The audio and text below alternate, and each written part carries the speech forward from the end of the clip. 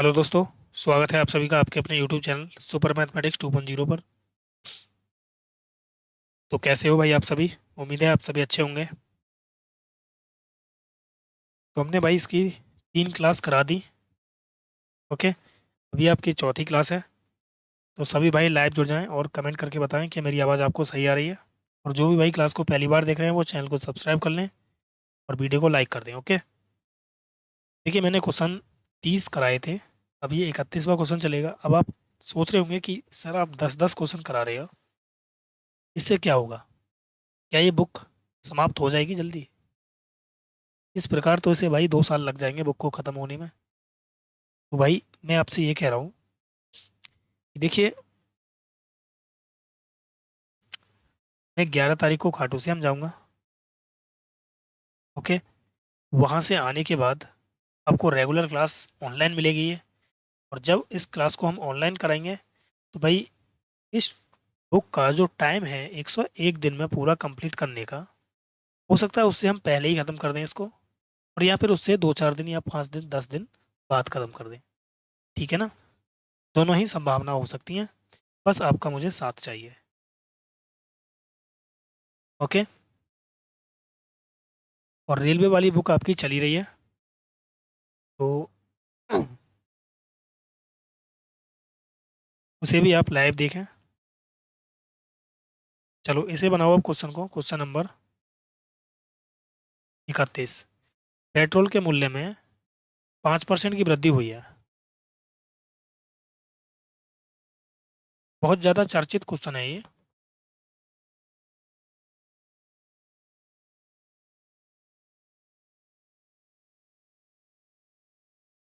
ठीक है ना? बहुत ज़्यादा चर्चित क्वेश्चन है ये। अब चलो इसको हम कर देते हैं सॉल्व। पेट्रोल के मूल्य में 5% की वृद्धि हुई है। वृद्धि से पहले पेट्रोल का मूल्य 82 रुपये प्रति लीटर था। वृद्धि से पहले 82 रुपये प्रति लीटर था। मुझे बताओ कि यार वृद्धि से पहले अगर 82 रुपये प्रति लीटर था तो वृद्धि के बाद कितना होगा? 5% की वृद्धि होगी ना, 21/20।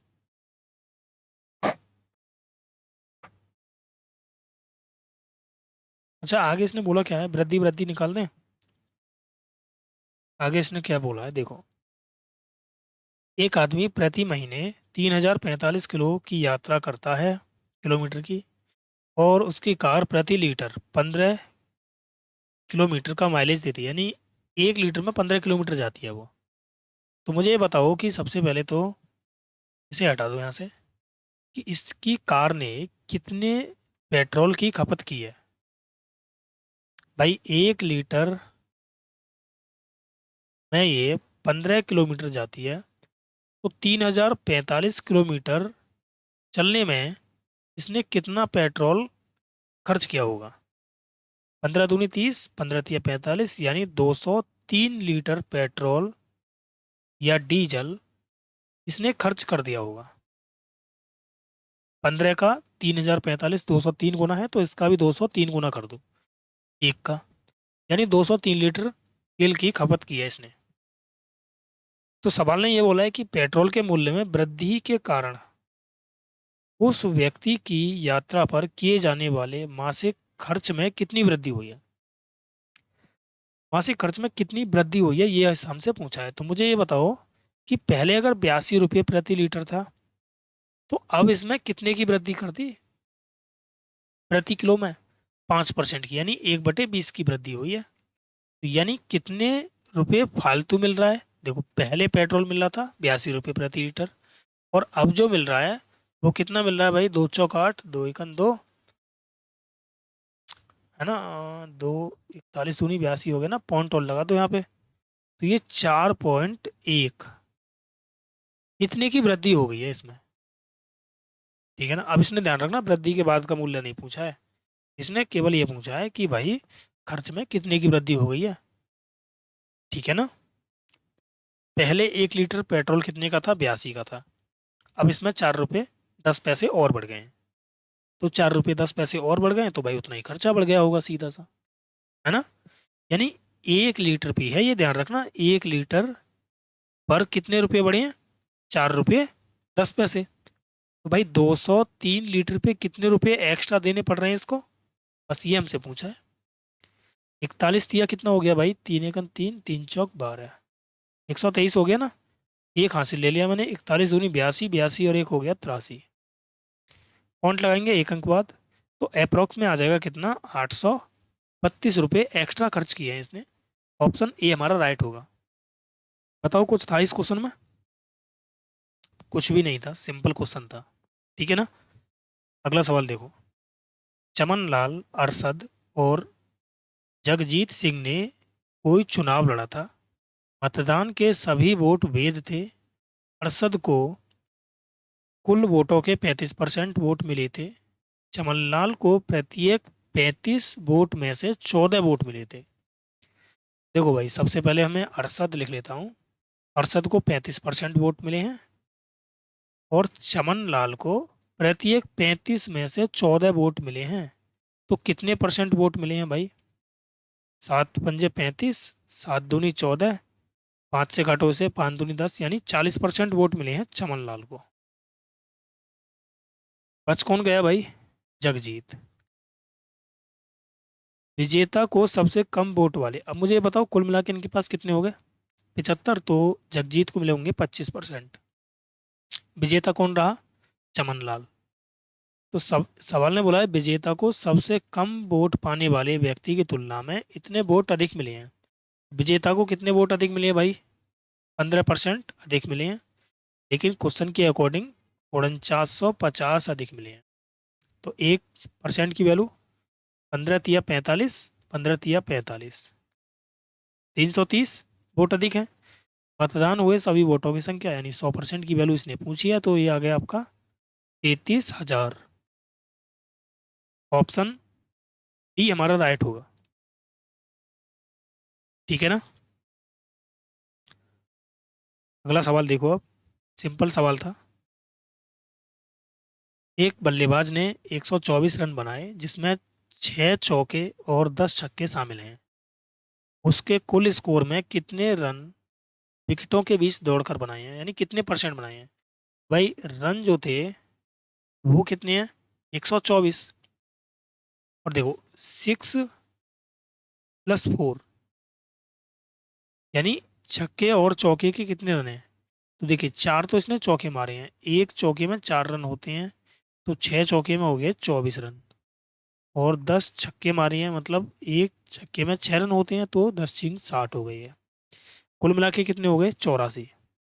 यानी 84 रन इसने भाई 6 और 4 मार के बना लिए 124 में से। तो बचे कितने भाई आपके? 40 रन बचे। 40 रन इसने दौड़ के लिए होंगे, कितने में से? 124 में से। परसेंट के लिए क्या करोगे? 100। तो 4 से काटा, 10 बार कटा, और 4 से ये 31 बार कट गया, तो ये आ गया 1000/31। 1000/31%। तो 31 तिया होता है 93, 7 बचा, तो 31 दूनी 62, यानी 32 आएगा।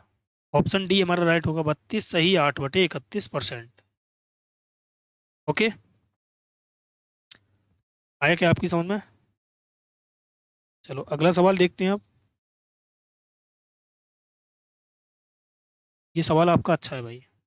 सवाल ने कहा है कि गलती से किसी धनात्मक भिन्न के स्थान पर इसका व्युत्क्रम टाइप हो जाता है, और इस तरह इसके मान में 175/4% की कमी होती है। तो भिन्न का मान ज्ञात कीजिए। देखो, सबसे पहले बेसिक समझना, फिर इसका डायरेक्ट समझाएंगे। मान लो एक यार भिन्न है x/y, और गलती से टाइप कर दिया इसने y/x। ऐसा करने पर भाई कितने की कमी हुई है? ध्यान रखना, कमी हुई है, तो -175/4 × 100। तो 25×7 = 175, 25 × 4 = 100, यानी 7/16 की कमी हुई है। देखो यार, x/y को मैं अगर a मान लूँ, तो y/x कितना हो जाएगा? 1/a, यानी ये आपका a-1/a बराबर है 7/16। बोलो आया आपकी समझ में? ठीक है ना? अब सॉल्व करेंगे इसको, तो ये आ गया ए स्क्र माइनस 1/a बराबर 7/16। क्रॉस मल्टीप्लाई करेंगे, 16 a² माइनस 16 बराबर 7a। तो ये आ गया 16 a² माइनस 7a माइनस 16 बराबर 0। सॉल्व कर लेंगे, यहाँ से आपका आंसर मिल जाएगा। ठीक है ना? अब यहाँ मुझे एक चीज़ दिख रही है, यहाँ मुझे एक चीज़ ये दिखी है कि यहाँ पे पावर क्या है, 2 है। पावर 2 है तो हमें रूट लगाना पड़ेगा बस। भाई ये इसका मतलब कितना है, 7/16, यानी 16 थी ये संख्या, तो 7 की कमी यानी 9 हो गई। यही तो बात है। तो अब ध्यान रखना, स्क्वायर है 2, स्क्वायर में आ रहा है तो रूट लगा दो। तो ये 4/3 हो गया। बोलो आया आपकी समझ में? तो भिन्न का मान बताओ, तो मुझे बताओ नई भिन्न कितनी होगी। नई जो भिन्न होगी वो तो होगी आपकी 3/4। और भाई ओल्ड फ्रैक्शन जो होगी,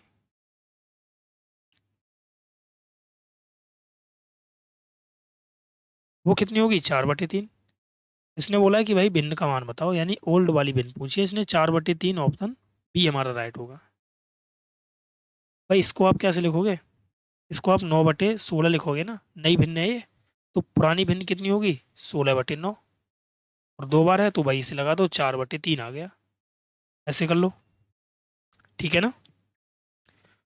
अगला सवाल देखो। ए की आय बी की आय की 80% है और ए का खर्च बी के खर्च का 60% है। यदि ए की आय बी के खर्च के बराबर, बी के खर्च के 90% के बराबर है।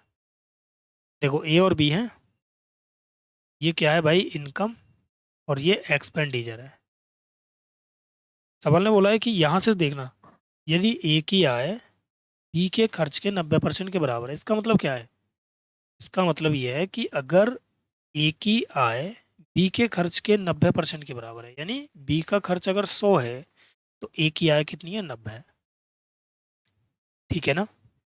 अब सवाल ने ये बोला है कि ए की आय बी की आय की 80% है। ए की जो आय है वो बी की आय की 80% है। देखो 0 से 0 काट दिया, ये कितना हो गया, 900/8। ये बी की आय आ गई हमारी। ठीक है ना? बी की आय हमारी इतनी आई है। अच्छा इसको बटे से हटा देंगे हम। अगर मैं इसको बटे से हटाऊंगा,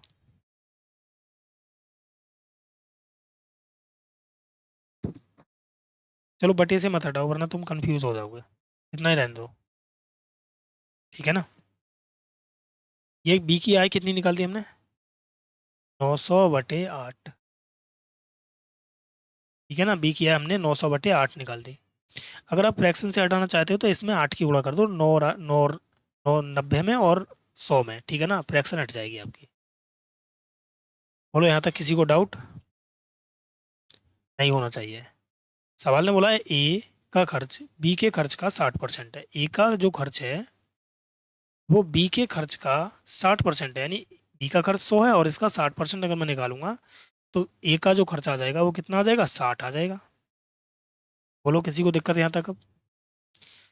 अब सवाल ने बोला है कि ए की बचत बी की बचत से कितनी अधिक है।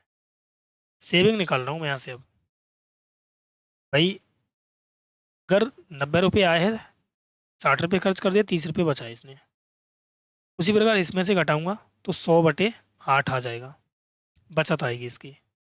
सवाल ने बोला है कि अब देखो यहाँ से तो इसे हटा सकते हो यार, इसे हटा दो, 0 से 0 काट दो, 8 की गुणा कर दो, 8 दिया 24 और ये आ गया 10।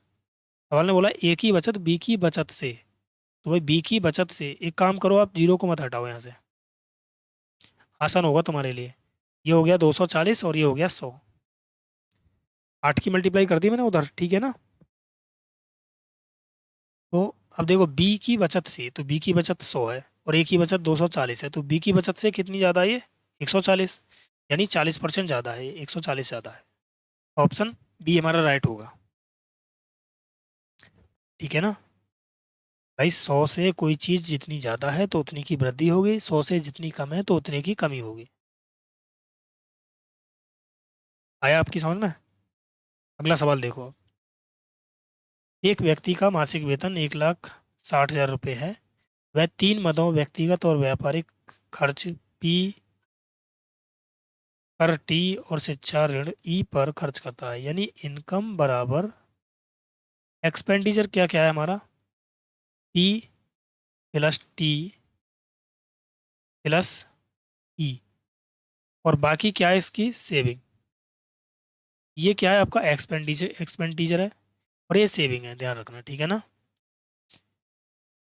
शेष धन की बचत करता है। पी आय का 50% है, तो मैं इसे वैसे मानता हूँ। ठीक है ना, मैंने माना कि आय इसकी 100 है, 50% तो ये कितना होगा, 50 होगा, आधा होगा। ई पी का 20% है, ई पी का 20% निकालूंगा तो ये कितना हो जाएगा, 10। टी ई का 15% है, तो टी ई का 15% है, तो ये हो गया आपका 1.5, है ना। तो ये हो गया आपका कितना भाई, 60 और 61.5 हो गया। 100 में से इतना खर्च कर दिया, बचा कितना लिया इसने, 5.9 में से एक एक घटाए तो 8, 9 में से 38.5 की इसने बचत कर लिया। ये आपको माइंड में ही कैलकुलेट करना है, ध्यान रखना। और आपसे नहीं आता है तो फिर प्रैक्टिस करना है यार इसकी अच्छे से, वरना ये सवाल लॉन्ग ही होगा फिर। मैं आपको एक एक स्टेप बताऊंगा तो इसका। ठीक है ना। अब देखो आगे इसने क्या बोला है। अगला स्टेप इसने ये बोला है, जब उसके वेतन में 30% की वृद्धि हुई तो पी का प्रतिशत स्तर पहले जितना ही रखा। या तो इसे भाई 130 मान लो, या फिर इसे लास्ट में कर लेना 30% को। ठीक है ना, 30% को या फिर लास्ट में कर लेना, दोनों से ही बात वही आएगी। ओके, तो मैं एक काम करता हूँ, इसको बाद में कर लूँगा 30 को। मैंने इसकी आय 100 ही मानी, पी का स्तर तो इसने क्या रखा है, वही रखा है, यानी 50। लेकिन ई पी का 30% है, 30% मतलब हो गया 5×3 = 15। टी ई का 20% है, 20% मतलब हो गया 3। अब देखना ये कितना हो गया, 15 और 3 18, 68 हो गया ना, 68 खर्च कर दिया 100 में से, तो बचा कितना, 32। लेकिन आय जो थी ना इस बार, वो 30% ज़्यादा थी, तो वास्तविक जो बचत होगी वो 30% ज़्यादा होगी, यानी 130/100। जीरो से जीरो काटो, 13×2 = 26, पॉइंट लगा दो, 13×3 = 39 और 2 = 41। यानी वास्तविक जो बचत है हमारी वो ये है 41.6, क्योंकि 30% की वृद्धि थी ना आय में। अब देखो इसने बोला है आय का योग कितना है, तो मुझे बताओ भाई, टोटल जो सेविंग है, सेविंग की पूछी है इसने, टोटल सेविंग कितनी हो गई। 6 और 5 11 का, एक हासिल एक, 8 और 2 10, हासिल एक बचा, 4 और 4 8, यानी 80.1 आ रहा है ये टोटल सेविंग। मुझे बताओ टोटल इनकम कितनी थी। टोटल इनकम तो भाई 100 थी, 100 की वैल्यू कितनी है, 1,60,000। 2 जीरो से 2 जीरो कैंसिल की मैंने, यानी एक की वैल्यू आ गई हमारी 1600। तो भाई 80.1 की वैल्यू कितनी आ जाएगी, 1600 में मल्टीप्लाई कर दो 80.1 की, पॉइंट से जीरो खत्म किया, जीरो आ गया, 16×16 आया, और 16×8 128 आ गया। तो ये हमारी वास्तविक बचत होगी। ऑप्शन बी हमारा राइट होगा। ठीक है ना, अच्छा सवाल था ये। और कैलकुलेशन सॉल्व आसान करने के लिए मैंने इतना शॉर्टकट किया है, मैंने कुछ बातें ऐसी थी जो मैंने मौखिक ही बोली। ठीक है ना, समझ में नहीं आया हो तो दोबारा एक बार रिपीट कर लेना, क्वेश्चन समझ में आ जाएगा आपके। अगला सवाल देखो, एक निर्वाचन क्षेत्र में कुल मतदाताओं में से 55% पुरुष और शेष महिलाएं हैं। यदि 40% पुरुष अशिक्षित और 40% महिला शिक्षित हैं, तो अशिक्षित महिलाओं की संख्या अशिक्षित पुरुषों से कितनी अधिक है। मैन और वुमेन माना मैंने, 55% की फ्रैक्शन वैल्यू हो गई भाई कितनी, 11/20। ठीक है ना। तो मैंने इसको क्या मान लिया, क्या मान लें, 200 और 110 मान लें क्या, या फिर इतना ही रहने दो। अगर 11 यहाँ पे पुरुष हैं तो ये 9 महिला होंगी। देखो अशिक्षित के बारे में है मतलब, यानी ये 40% अशिक्षित है, और ये कितने होंगे भाई, 40% शिक्षित है ना महिला, तो ये 60% अशिक्षित होंगे। इसका अगर मैं 11 का 40% निकालता हूँ तो 11×4 = 44, यानी 4.4 आ जाएगा, और ये आ जाएगा 9×6 = 54, यानी 5.4 आ जाएगा। तो सवाल ने बोला है कि अशिक्षित महिलाओं की संख्या अशिक्षित पुरुषों से कितने प्रतिशत अधिक है। तो भाई ये कितने परसेंट अधिक है हमें ये देखना है, यानी एक ज़्यादा है 4.4 से, परसेंट के लिए 100 लगाएंगे, पॉइंट हटाएंगे तो 0 आ जाएगा। 4 से 11 बार कटा, 4 से ये 25 बार, यानी 250, यानी 250/11%, या फिर 11×2 = 22, 3 बचा, फिर 11×2 = 22 हो गया, तो 22 से ऑप्शन ए किया, ऑप्शन डी 22.7। ठीक है ना। 11 का मैंने 40% निकाला है, ध्यान रखना 40%। देखो यार 11 का जब मैं 40% निकालूंगा ना, 40% का मतलब क्या होता है, 40/100, और इसे मैं 0.4 लिख सकता हूँ, नहीं लिख सकता बताओ। जैसे मैंने 25% लिखा, तो 25% को क्या मैं 0.25 नहीं लिख सकता, लिख सकता हूँ भाई। तो मैंने उसी प्रकार माइंड में सोच लिया कि भाई ये 0.4 होगा, 11×4 = 44 हो गया, 4.4, और ये कितना होगा, 0.6 होगा, यानी 9 का 0.6 निकाल देंगे, 9 5.4। ठीक है ना। उस तरीके से मैंने चीज़ें सोची थी। चलो अगला सवाल देखो अब। 140 प्रश्नों वाली एक परीक्षा में किसी अभ्यर्थी ने पहले 80 प्रश्नों में से 70% प्रश्नों का उत्तर सही दिया, है ना, और इस परीक्षा में 60% अंक लाने के लिए अभ्यर्थी को शेष प्रश्नों में से कितने प्रतिशत सही करने होंगे। भाई 80/140 लिख दो इसको, तो ये आ गया 20×4 = 80, और 20×7 = 140। टोटल प्रश्न कितने हैं, 7। टोटल में हमें 60% लाना है। 60% मतलब हो गया 7×6 = 42, 420%। और भैया इनमें ये कितना ले आया, 70%, तो 7×4 = 28, यानी 280% तो ये ले आया। 420 में से 280% ले आया, तो अभी इसे कितना और लाना है, 420 में से 280 घटाओ, 12 में से 8 गया 4, यानी 140% और लाना है। कितने प्रश्नों में से, 7 प्रश्नों में से 4 प्रश्न घटा दो, तो 3 प्रश्नों में लाना है इसको भाई इतने। तो एक प्रश्न में कितना लाना है इसको, 140/3%, यही हमारा आंसर होगा। 140/3 को बनाओ भाई, इम्प्रॉपर फ्रैक्शन में है, तो ये आ गया 3×4 = 12, और 3×4 = 12 हो गया ना, 2 बचा, 3×5 = 15, 45 सही, 5/3% आ गया। 3×4 = 12 हो गया, 12, 2, 3×6 = 18 बचा, यानी 46 सही, 2/3% आ गया। ऑप्शन सी हमारा राइट होगा। दूसरा तरीका इसे करने का ये है, भाई 80 और 140 को मैंने 140 अंक मान लिए, 140 अंक में से इसे 60% लाने हैं, तो कितने लाने हैं टोटल ओवरऑल, 84 अंक इसे लाने हैं टोटल परीक्षा में। 80 में से ये कितना ले आया भाई, 70%, तो 0 से 0 काटा, 7×8 = 56 अंक ये ले आया।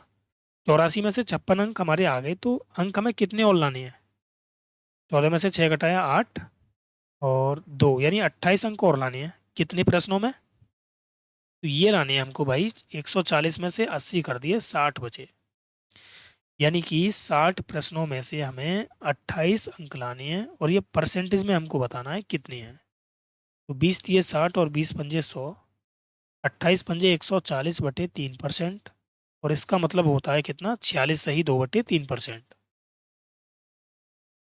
ठीक है ना। ऐसे भी आप इसे बना सकते हो, लेकिन बेस्ट तरीका ये वाला है, ध्यान रखना। अगला सवाल देखो, मैं पहली बार में जो भी तरीका बताऊंगा वो बेस्ट ही होगा, ध्यान रखना।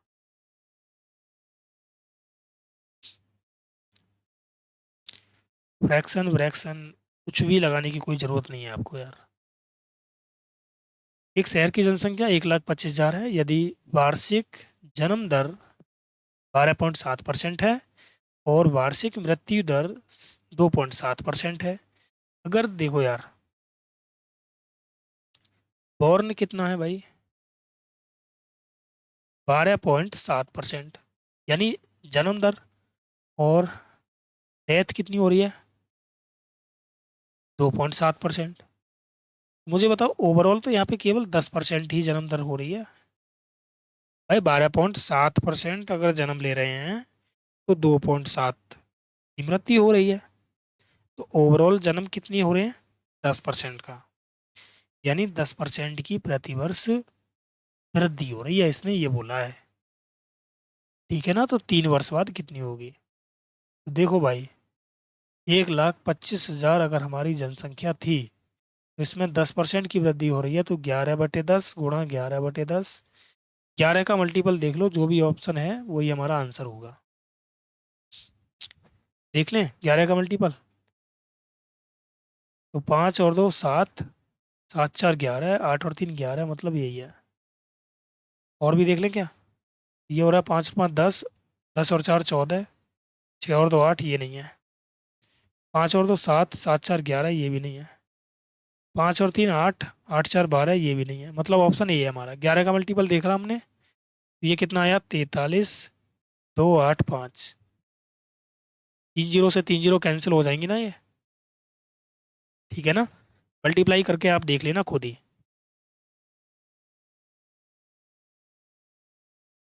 अच्छा, इसने बोला क्या यार, वृद्धि बोली है इसने, कितने की वृद्धि हुई है, ये नहीं पूछा है कि कुल जनसंख्या कितनी हुई है। तो कोई बात नहीं, चलो कुल जनसंख्या हमने निकाल ली, टोटल कितनी है भाई, कुल जनसंख्या है हमारी, टोटल जनरेशन कितनी आ गई हमारी, 43,285। 43,285 हमारी टोटल जनरेशन है। और ये स्टार्टिंग में कितनी थी, 12,500। 1,20,000 थी ना ये।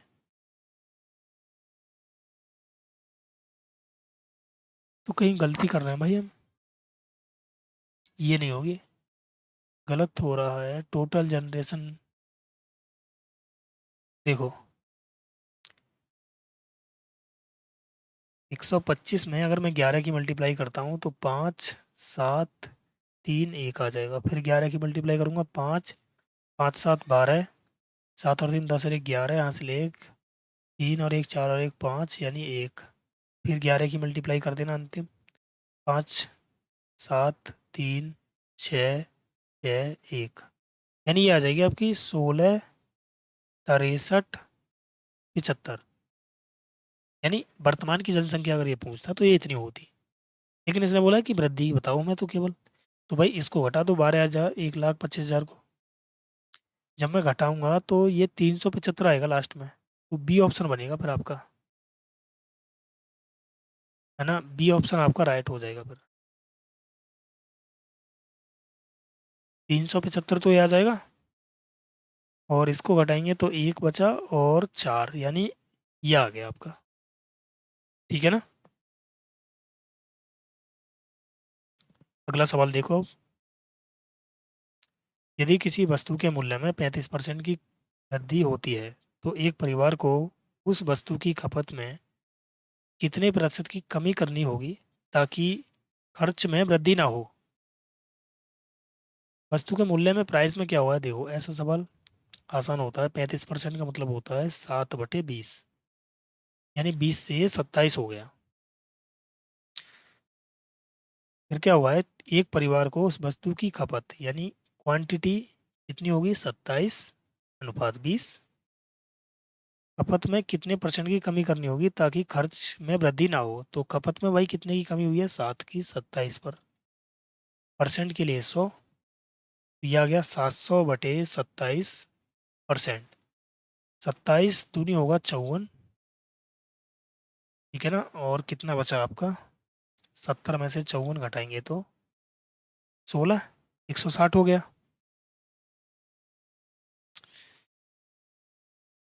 27 पंजे 135 होता है ना, तो 25 बार तो भाई सभी में आ रहा है ये।